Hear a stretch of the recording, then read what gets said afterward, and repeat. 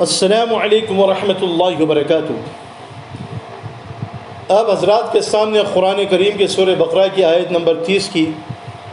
تفسیر بیان کی جا رہی ہے۔ اعوذ باللہ من الشیطان الرجیم،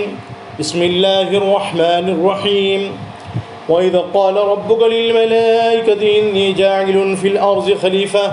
قَالُوا أَتَجْعَلُ فِيهَا مَن يُفْسِدُ فِيهَا وَيَسْفِكُ الدِّمَاءَ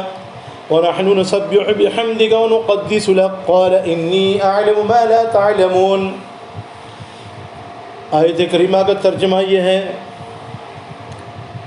اور جب کہا تیرے رب نے فرشتوں کو کہ میں بنانے والا ہوں زمین میں ایک نائب،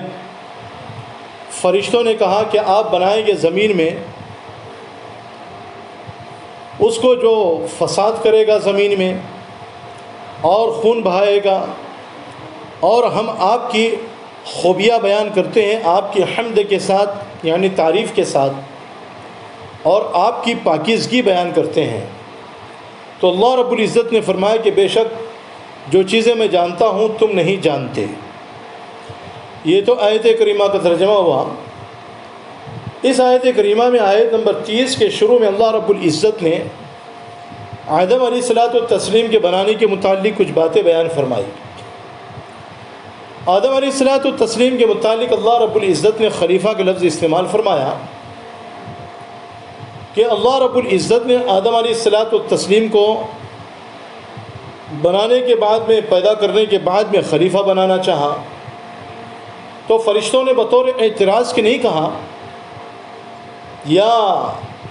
بطور مشورے کی بھی نہیں کہا، بلکہ بطور تعجب کے کہا، یا جو علم فرشتوں کو نہیں تھا وہ جاننے کے لیے فرشتوں نے اللہ رب العزت کے سامنے اظہار کیا، یا فرشتوں کو جو تجربات تھے ان تجربات کی روشنی میں فرشتوں نے اللہ رب العزت کے سامنے کہا۔ تو بہرحال وہ بھی تفسیر اب حضرات کے سامنے اس سے پہلے جو ہے بیان کر دی گئی ہے۔ یہاں پر اللہ رب العزت نے آدم علیہ الصلوۃ والتسلیم کے لیے ایک لفظ خلیفہ کا استعمال فرمایا کہ بنانے کے بعد میں، پیدا کرنے کے بعد میں آدم کو خلیفہ بنانے والا ہوں۔ تو خلیفہ خلافت سے ہے، اور خلافت کے معنی آتے ہیں دوسرے کا نائب بننا،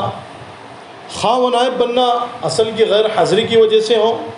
یا اصل کے موت کے سبب سے ہو، یا اس کے عاجز ہونے کے سبب سے ہو، یا صرف نائب کو شرف بخشنے کی غرض سے ہو۔ اور یہاں پر یہی آخری معنی مراد ہے کہ اللہ رب العزت نے آدم علیہ الصلوۃ والتسلیم کو پیدا کرنے کے بعد میں شرافت بخشی، شرافت کا مقام ادا فرمایا، شرف بخشا، اور ان کو اپنا نائب بنایا، ان کو اپنا خلیفہ بنایا۔ اب اللہ رب العزت نے آدم علیہ الصلوۃ والتسلیم کو خلیفہ کیوں بنایا؟ آدم علیہ الصلوۃ والتسلیم اللہ کے پہلے خلیفۃ اللہ ہیں۔ اللہ کا خلیفہ خلیفۃ اللہ ہوتا ہے، اور رسول کا جو خلیفہ ہوتا ہے وہ خلیفۃ الرسول ہوتا ہے۔ اب اللہ رب العزت نے آدم علیہ الصلوۃ والتسلیم کو خلیفہ، زمین کا انتظام اور اس میں خدا کا قانون نافذ کرنے کے لیے اپنی طرف سے مقرر کر دیا، یعنی آدم علیہ السلام کو اپنا خلیفہ مقرر کر دیا، مقرر فرما دیا۔ اس آیت کریمہ سے صاف یہ بات معلوم ہوتی ہے، اور اس آیت کریمہ سے دستور مملکت کا، یعنی بادشاہت کا جو طریقہ ہوتا ہے، جو دستور ہوتے ہیں، جو قوانین ہوتے ہیں، ان کا اہم باب بھی نکل آیا، اہم بات بھی سمجھ میں آ گئی کہ دیکھو اصل جو حکومت ہے، جو سب سے بڑی حکومت ہے، جس کو اقتدار اعلیٰ کہتے ہیں، تمام کائنات میں اور پوری زمین پر صرف اللہ رب العزت ہی کی ہے، یعنی اقتدار اعلیٰ اللہ رب العزت ہی کا ہے۔ جیسا کہ قرآن مجید کی بہت سی آیات اس پر شاہد ہے، اور اللہ رب العزت نے ان آیات میں بیان فرما دیا۔ جیسا کہ اللہ رب العزت نے قرآن کریم میں ایک جگہ پر بیان فرمایا، ان الحکم الا للہ، کہ بے شک تمام حکومت، تمام بادشاہت صرف اللہ ہی کے لیے ہے۔ اور ایک جگہ پر اللہ نے بیان فرمایا لہو ملک السماوات والارض، آسمانوں کی اور زمینوں کی ساری حکومت اللہ ہی کی جانب سے ہے، اللہ ہی کے لیے ہے۔ الا لہ الخلق والامر، ایک جگہ پر بیان فرمایا کہ تمام مخلوقات اسی کے قبضے قدرت میں ہیں اور تمام معاملات اللہ ہی کے قبضے قدرت میں ہیں۔ اور اسی طریقے سے زمین کے انتظام کے لیے اللہ رب العزت نے اپنے نائب مقرر فرمائے، اور زمین کے انتظام کے لیے اللہ کی جانب سے نائب آتے گئے، یعنی خلیفہ آتے گئے جو اللہ رب العزت کے حکم سے زمین پر سیادت اور سیاست اور حکومت اور اللہ رب العزت کے بندوں کی تعلیم اور تربیت کا کام کرتے ہیں، اور اللہ رب العزت کی حکومت میں اللہ رب العزت کے احکام کو عام کرتے ہیں، نافذ کرتے ہیں۔ اور یہ جو خلیفہ مقرر ہوتا ہے، اس کا تقرر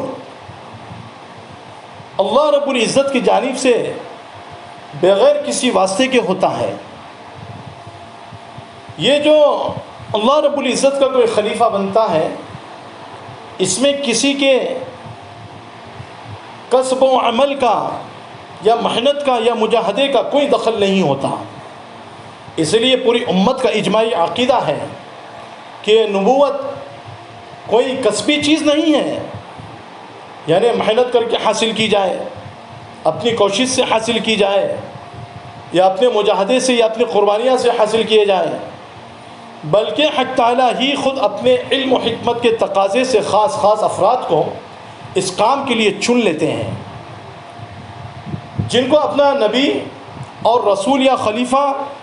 اور نائب مقرر فرما دیتے ہیں۔ قرآن کریم نے ایک جگہ پر اس چیز کو بیان فرمایا ہے، اللہ یستفی من الملائکۃ رسلا ومن الناس ان اللہ سمیع بصیر۔ اللہ تعالیٰ انتخاب کر لیتا ہے، یعنی چن لیتا ہے فرشتوں میں سے اپنے رسولوں کو اور انسانوں میں سے، بے شک اللہ تعالیٰ سننے والا اور دیکھنے والا ہے۔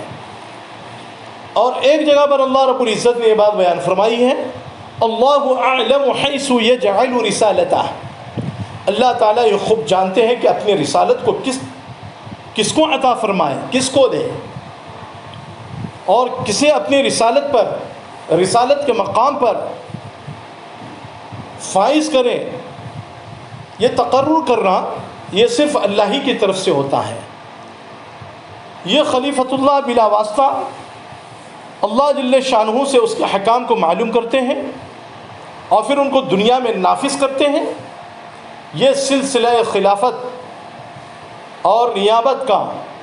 آدم علیہ الصلاۃ والتسلیم شروع ہو کر خاتم الانبیاء حضرت محمد صلی اللہ علیہ وسلم تک ایک ہی انداز میں چلتا رہا، یہاں تک کہ حضرت خاتم الانبیاء حضرت محمد رسول اللہ صلی اللہ تعالی علیہ وسلم اس زمین پر اللہ کے سب سے آخری خلیفہ ہو کر بہت ساری خصوصیات کے ساتھ میں اس دنیا میں تشریف لائے۔ جیسا کہ امام مسلم رحمۃ اللہ علیہ نے ایک روایت نقل فرمائی ہے جو غالباً حضرت ابو ہریرہ رضی اللہ تعالیٰ عنہ کی روایت ہے، اور بعض حدیث کی کتابوں میں حضرت انس رضی اللہ تعالیٰ عنہ سے بھی منقول ہے کہ نبی کریم صلی اللہ علیہ وسلم نے فرمایا فضلت علی الانبیاء بست اعطیت جوامع الکلم ونصرت بالرعب وحلت لی المغانم وجعلت لی الارض طہورا ومسجدا وارسلت الى الخلق کافہ وختم بی النبیون، کہ اللہ کے رسول صلی اللہ علیہ وسلم کو اللہ رب العزت نے کچھ خصوصیات عطا فرمائی ہے۔ ان میں سے ایک خصوصیت یہ تھی کہ آپ صلی اللہ علیہ وسلم سے پہلے جتنے بھی انبیاء علیہ الصلوۃ والتسلیم آئے، وہ خاص قوموں کی طرف یا خاص ملکوں کی طرف نبی بنا کر کے بھیجے جاتے تھے، اور ان کا حلقہ حکومت اور اختیار انہی قوموں میں اور انہی ملکوں میں محدود ہوتا تھا۔ جس قوم کی طرف رسول کو بھیجا جاتا تھا وہ قوم اسی رسول میں دعوت و تبلیغ کا کام کرتے تھے، اور جس ملک میں ان پیغمبروں کو بھیجا جاتا تھا وہ پیغمبر انہی ملکوں میں جو ہے دعوت و تبلیغ کا کام کر سکتے تھے، دوسرے قوموں میں نہیں کر سکتے تھے، دوسرے ملکوں میں نہیں کر سکتے تھے۔ ابراہیم علیہ السلام ایک قوم کی طرف رسول بنا کر بھیجے گئے،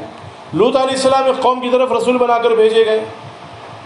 یعقوب علیہ الصلوۃ والتسلیم اسی طریقے سے قوم کی طرف رسول بنا کر کے بھیجے گئے، یوسف علیہ الصلوۃ والتسلیم اسی طریقے سے قوم کی طرف رسول بنا کر بھیجے گئے۔ حضرت موسیٰ اور حضرت عیسیٰ علیہ السلام اور ان کے درمیان آنے والے انبیاء بنی اسرائیل کی طرف رسول بنا کر بھیجے گئے، لیکن نبی کریم صلی اللہ علیہ وسلم کو اللہ رب العزت نے پورے عالم اور اس کی دونوں قوم یعنی جنات اور انسان کی طرف رسول بنا کر کے بھیجا، اپنا خلیفہ بنا کر کے بھیجا، جیسا کہ اللہ نے خود قرآن کریم میں 17ویں پارے میں نصف میں ایک جگہ پر یہ بیان فرمایا وَمَا أَرْسَلْنَاكَ إِلَّا رَحْمَةً لِلْعَالَمِينَ، اور ایک جگہ پر یہ بات ارشاد فرمائی قُلْ يَا أَيُّهَا النَّاسِ إِنِّي رَسُولُ اللَّهِ إِلَيْكُمْ جَمِيعًا الَّذِي لَهُ مُلْكُ السَّمَاوَاتِ وَالْأَرْضِ، آپ کہہ دیجئے کہ اے لوگوں میں اللہ کا رسول ہوں تم سب کی طرف، اور اللہ وہ ذات ہے جس کے قبضے میں تمام آسمانوں کی اور تمام زمینوں کی بادشاہت ہے۔ تو اس طریقے سے اللہ رب العزت نے تمام ملکوں کی طرف اور تمام قوموں کی طرف نبی کریم صلی اللہ علیہ وسلم کو پیغمبر بنا کر کے بھیجا، اپنا خلیفہ بنا کر بھیجا۔ اور دوسری خصوصیت جو نبی کریم صلی اللہ علیہ وسلم کو عطا ہوئی ہے وہ کیا ہے؟ پہلے تو یہ سمجھ لے کہ اللہ رب العزت پچھلے انبیاء کی خلافت اور نیابت جس طرح خاص خاص ملکوں اور جس طرح خاص خاص قوموں میں کرنے کے لیے بھیجا کرتے تھے، اور ان پیغمبروں کی خلافت ان قوموں میں اور ملک میں محدود ہوتی تھی، اسی طرح خاص زمانے کے لیے مخصوص ہوتی تھی، چاہے وہ 100 سال کا زمانہ ہو، چاہے وہ 1000 سال کا زمانہ ہو، چاہے وہ 950 سال کا زمانہ ہو، جیسا کہ حضرت نوح علیہ السلام کا زمانہ دعوت و تبلیغ کے اعتبار سے ایک خاص زمانہ تھا، وہیں تک وہ محدود تھا۔ اس کے بعد یعنی جب ایک پیغمبر اس دنیا سے چلا جاتا تو دوسرا پیغمبر آتا، تو پہلے رسول کی خلافت اور نیابت ختم ہو کر آنے والے رسول کی خلافت قائم ہو جاتی تھی۔ ہمارے رسول حضرت محمد صلی اللہ علیہ وسلم کو حق تعالیٰ جل شانہ نے خاتم النبیین بنا دیا کہ آپ کی خلافت اور آپ کی سیاست اور آپ کی سیادات قیامت تک کے لیے قائم رہے گی۔ اس کا زمانہ بھی کوئی مخصوص زمانہ نہیں ہے، بلکہ جب تک زمین و آسمان قائم اور زمین کا وجود ہے وہ بھی قائم رہے گی۔ تیسری خصوصیت یہ ہے کہ پچھلے انبیاء علیہ الصلوۃ والتسلیم کی تعلیمات اور شریعت اور ارشادات ایک زمانے تک محفوظ رہتی اور چلتی تھی، رفتہ رفتہ اس میں تبدیلیاں ہوتی جاتی تھی، تحریفات ہوتے ہوئے اور تبدیلی ہوتے ہوئے وہ بالکل ختم ہو جاتی تھی، کل عدم ہو جاتی تھی۔ اس وقت کوئی دوسرا رسول اور دوسری شریعت بھیجی جاتی تھی۔ ہمارے رسول حضرت محمد صلی اللہ علیہ وسلم کی یہ خصوصیت یہ ہے کہ آپ کا دین، آپ کی شریعت قیامت تک محفوظ رہے گی۔ قرآن مجید جو نبی کریم صلی اللہ علیہ وسلم پر نازل ہوا، اس کے تو الفاظ اور معانی سب چیزوں کی حفاظت اللہ تعالیٰ نے خود اپنے ذمے لے لی ہے، اور ارشاد فرمایا انا نحن نزلنا الذکر وانا له لحافظون۔ اسی طرح نبی کریم صلی اللہ علیہ وسلم کی تعلیمات وہ ارشادات جن کو حدیث کہا جاتا ہے، اس کی حفاظت کا بھی اللہ تعالیٰ نے خاص انتظام فرما دیا۔ قیامت تک آپ کی تعلیمات اور ارشادات کو جان سے زیادہ عزیز سمجھنے والی ایک جماعت باقی رہے گی، جو آپ کے علوم اور آپ کے معارف اور آپ کے شرعی احکام صحیح لوگوں تک پہنچاتی رہے گی۔ کوئی اس جماعت کو مٹا نہ سکے گا، اللہ تعالیٰ کی تائید غیبی ان کے ساتھ میں رہے گی۔ اللہ رب العزت نے حدیث کی حفاظت کے لیے حضرت محمد صلی اللہ علیہ وسلم کی زبان سے نکلی ہوئی باتوں کی حفاظت کے لیے محدثین کے طبقے کو اس دنیا میں بھیجا. قرآن کریم کے معانی کو باقی رکھنے کے لیے اللہ رب العزت نے مفسرین کے طبقے کو اللہ رب العزت نے اس دنیا میں بھیجا. حضرت محمد صلی اللہ علیہ وسلم نے قرآن کی جو تفسیر کی تھی اس تفسیر کو باقی رکھنے کے لیے اللہ نے مفسرین کی جماعت کو بھیجا. حضور کی زبان سے جو بات نکلی تھی ان باتوں کو باقی رکھنے کے لیے اللہ رب العزت نے محدثین کی جماعت کو اس دنیا میں بھیجا. خلاصہ یہ ہے کہ پچھلے انبیاء علیہ السلام کی کتابیں اور صحیفے سب بدلتے گئے، مسخ ہوتے گئے، مٹتے گئے، ان میں تبدیلیاں آتی گئی اور ان میں تبدیلیاں ہو جاتی تھی. بالآخر دنیا سے وہ گم ہو جاتے تھے یا غلط سلط باقی رہتے تھے. نبی کریم صلی اللہ علیہ وسلم کی لائی ہوئی کتاب قرآن اور آپ کی بتلائی ہوئی ہدایت حدیث سب کی سب اپنی اصلی شکل کے ساتھ میں قیامت تک محفوظ رہے گی. اس لیے اس زمین پر آپ کے بعد نہ کسی نئے نبی کی ضرورت ہے، نہ نئے رسول کی ضرورت ہے، نہ کسی اور خلیفۃ اللہ کی گنجائش ہے. آپ اللہ کے آخری خلیفہ ہیں کہ اللہ نے آپ کو اپنا آخری خلیفہ یعنی خلیفۃ اللہ، اللہ کے آخری خلیفہ حضرت محمد الرسول اللہ صلی اللہ علیہ وسلم ہے. چوتھی خصوصیت نبی کریم صلی اللہ علیہ وسلم کی یہ ہے کہ پچھلے انبیاء کی خلافت اور پچھلے انبیاء کی سیادت جو محدود زمانے کے لیے ہوتی تھی، ہر نبی اور رسول کے بعد دوسرا رسول اللہ کی جانب سے مقرر ہوتا اور خلافت کا کام سنبھالتا تھا. اب نبی کریم صلی اللہ علیہ وسلم کا زمانہ خلافت اور زمانہ نیابت، زمانہ سیاست، زمانہ سیادت قیامت تک کے لیے ہے. اس لیے قیامت تک آپ ہی اس زمین میں اللہ کے خلیفہ ہیں. آپ کی وفات کے بعد نظام عالم کے لیے جو نائب ہوگا یعنی حضرت محمد الرسول اللہ صلی اللہ علیہ وسلم کی وفات کے بعد جو اس دنیا میں نائب ہوگا نظام عالم کو سنبھالنے کے لیے، وہ خلیفۃ اللہ نہیں بلکہ خلیفۃ الرسول ہوگا اور حضرت محمد الرسول اللہ صلی اللہ علیہ وسلم کا نائب ہوگا. صحیح بخاری شریف میں اور صحیح مسلم شریف میں یہ حدیث ہے کہ رسول اللہ صلی اللہ علیہ وسلم نے بیان فرمایا، کانت بنو اسرائیل تسوسهم الانبیاء کلما ہلک نبی خلفہ نبی وانہ لا نبی بعدی وسیکون خلفاء فیکثرون. بنی اسرائیل کی سیاست اور حکومت ان کے انبیاء علیہ السلام کرتے تھے. ایک نبی فوت ہوتا یعنی اس دنیا سے چلا جاتا تو دوسرا نبی آ جاتا اور خبردار ہو کہ میرے بعد کوئی نبی نہیں ہے، ہاں میرے خلیفہ ہوں گے یعنی خلیفۃ الرسول ہوں گے اور بہت سے ہوں گے. پانچویں خصوصیت نبی کریم صلی اللہ علیہ وسلم کی یہ ہے کہ آپ کے بعد آپ کی امت کے مجموعے کو اللہ تعالیٰ نے وہ مقام عطا فرمایا ہے جو انبیاء علیہ الصلاۃ والتسلیم کا مقام ہوتا ہے. یعنی امت کے مجموعے کو اللہ رب العزت نے معصوم قرار دے دیا کہ آپ کی پوری امت کبھی گمراہی پر اور غلطی پر جمع نہیں ہوگی. یہ پوری امت جس مسئلے پر اجماع اور اتفاق کر لے، آپس میں اتحاد کر لے، وہ حکم خداوندی کا مظہر سمجھا جائے گا. اس لیے کتاب اللہ اور سنت رسول اللہ کے بعد اسلام میں تیسری جو حجت ہے، تیسری جو دلیل ہے وہ اجماع امت یعنی امت کا ایک ہونا، امت کا اتفاق کر لینا، یعنی اجماع امت کو قرار دے دیا گیا ہے کہ تیسری دلیل جو ہے یہ چیز ہے. پہلی دلیل کتاب اللہ، دوسری دلیل سنت رسول اللہ، تیسری دلیل اجماع امت ہے اور چوتھی دلیل قیاس. نبی کریم صلی اللہ علیہ وسلم کا ارشاد ہے، لن یجتمع امتی علی الضلالہ یا لن تجتمع امتی علی الضلالہ، میری امت کبھی گمراہی پر جمع نہیں ہوگی. اس حدیث سے بات معلوم ہوتی ہے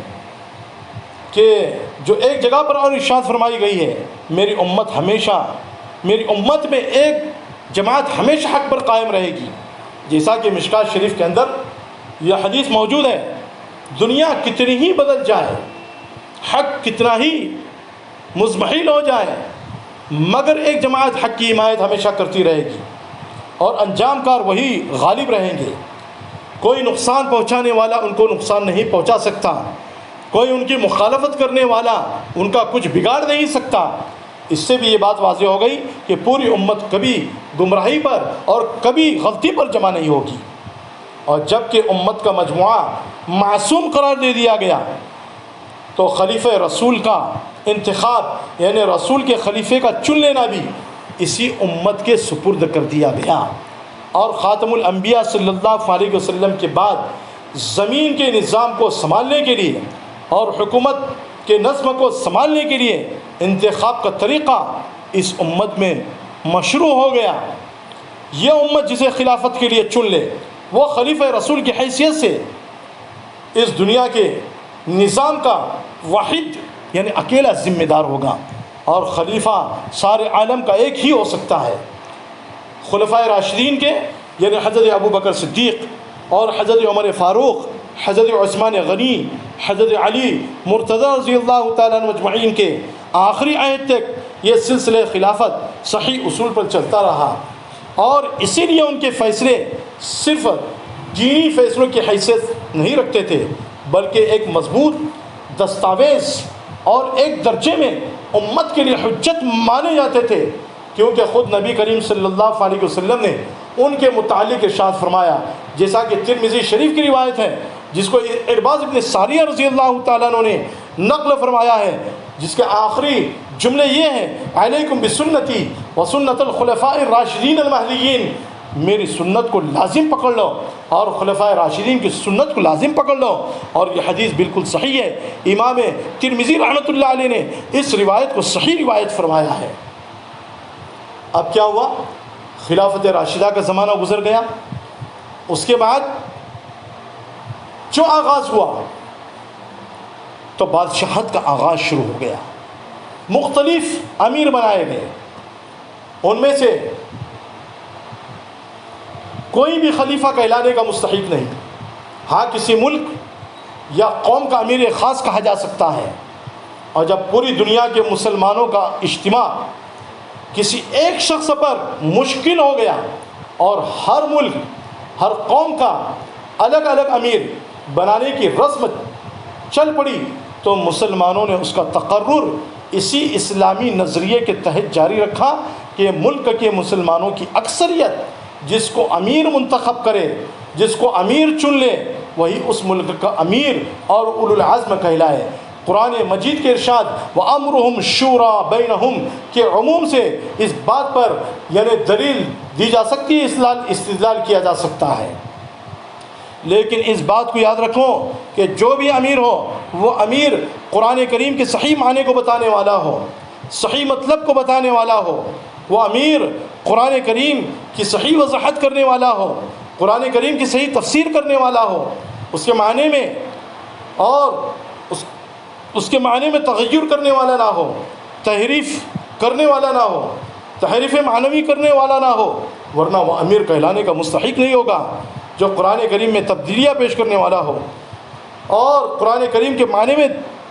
تغیر کرنے والا ہو، قرآن کریم کے معنی کو بدلنے والا ہو. اور اس بات کو بھی یاد رکھیں کہ وہ امیر کسی پیغمبر کے اوپر تنقید نہ کرتا ہو. اگر وہ پیغمبر پر تنقید کرنے والا ہو یا صحابہ کرام پر تنقید کرنے والا ہو، وہ امیر بنائے جانے کا مستحق نہیں ہو سکتا، وہ امیر بننے کے لائق نہیں ہو سکتا. تو بہرحال خلاصہ یہ ہے کہ حق تعالیٰ جل شانہ نے اپنے فرشتوں کو مخاطب کر کے جو ارشاد فرمایا انی جاعل فی الارض خلیفہ، میں اس زمین میں اپنا نائب بنانے والا ہوں، تو اس سے دستور مملکت کی چند باتوں پر روشنی پڑ جاتی ہے. اول یہ کہ آسمان اور زمین میں اقتدار اعلیٰ اللہ جل شانہ کا ہے، جیسا کہ اللہ نے خود بیان فرمایا ان الحکم الا للہ لہ ملک السماوات والارض. دوسرے کہ زمین میں اللہ تعالیٰ کے احکام کو نافذ کرنے کے لیے اس کا نائب اور خلیفہ اس کا رسول ہوتا ہے. اور ضمنی طور پر یہ بات بھی واضح ہو گئی کہ خلافت الہیہ کا سلسلہ جب نبی کریم صلی اللہ علیہ وسلم پر ختم ہو گیا تو اب خلافت رسول کا سلسلہ اس کے قائم مقام ہو گیا. اب اللہ کے رسول صلی اللہ علیہ وسلم کے بعد میں کوئی خلیفۃ اللہ نہیں آنے والا. آپ اللہ کے آخری خلیفہ ہیں, آخری رسول ہے. اب جو بھی خلیفہ آئے گا تو وہ خلیفہ رسول ہوگا, اور اس خلیفہ کا تقرر ملت کے انتخاب سے فرمایا جائے گا, ملت اس کو چنے گی. تو یہ ضروری باتیں تھیں جو اب حضرات کے سامنے بیان کی گئی. اللہ رب العزت سے دعا ہے کہ اللہ رب العزت آپ کو بھی اور مجھ کو بھی کہنے اور سننے سے زیادہ عمل کرنے کی توفیق نصیب فرمائے. السلام علیکم ورحمۃ اللہ وبرکاتہ.